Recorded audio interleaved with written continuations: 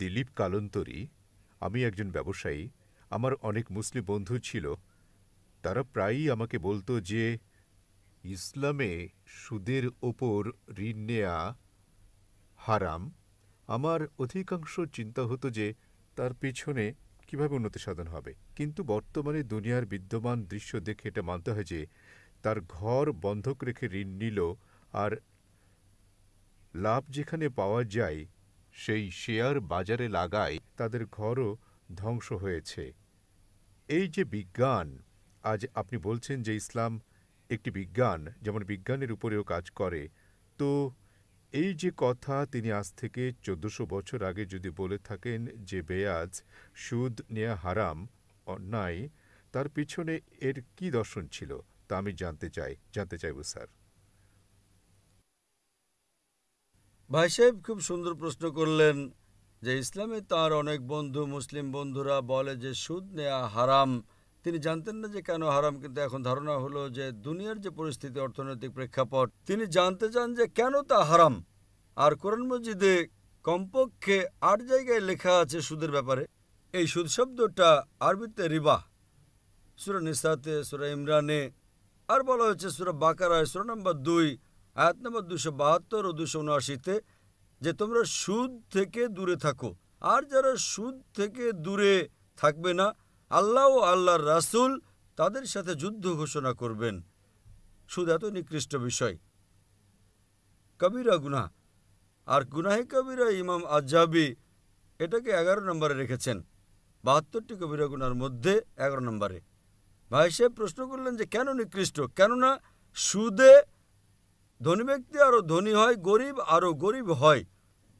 ধনী ব্যক্তি আরও ধনী হয়, গরিব ব্যক্তি আরও গরিব হয়।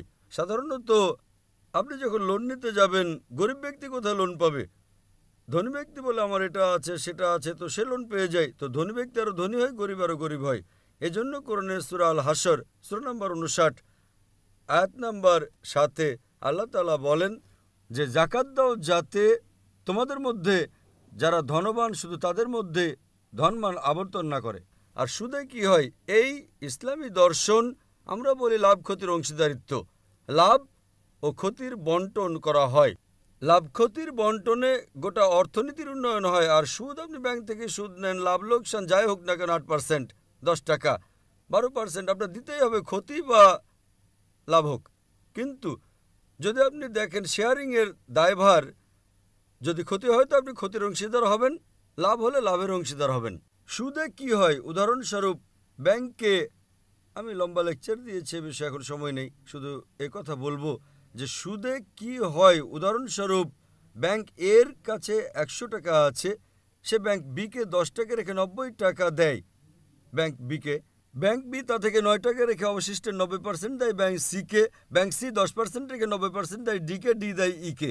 তো মানুষ বলে মার্কেটে হাজার হাজার টাকা, আসলে কত? ১০০ টাকা। তো আজ বর্তমান গবেষণা বলে মার্কেটে গড়াচ্ছে $৬ ট্রিলিয়ন। আসলে তো কিছুই না, খুবই কম, গড়াচ্ছে $৬ ট্রিলিয়ন। একজন বসে যায় তো সবাই বসতে শুরু করে। লিমন ব্রাদার্স সম্পর্কে কে ভাবতো যে লিমন ব্রাদার্স ভারতের ১ নম্বরে বসে যাবে? তারপর সিটি গ্রুপ, একজন বসলো সবাই বসতে থাকলো, সারা বিশ্বে একের পর এক। তো কেননা এটা তো সমাজের মান উন্নয়ন করে না।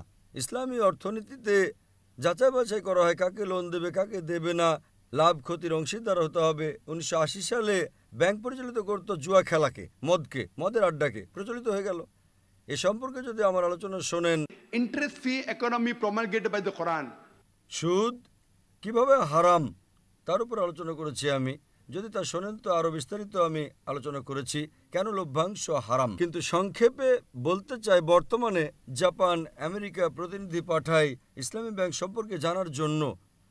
আমাদের সরকারের কাছে আমি গিয়েছিলাম, জনাব চিদম্বরমের কাছে, যিনি অর্থমন্ত্রী ছিলেন, তার সঙ্গে কথা বলেছিলাম আমি যে আপনি ইসলামী ব্যাংক চালু করেন না কেন? তিনি বললেন করবো ইনশাল্লাহ, যখন আমার সাক্ষাৎ হয়েছিল জেদ্দায়।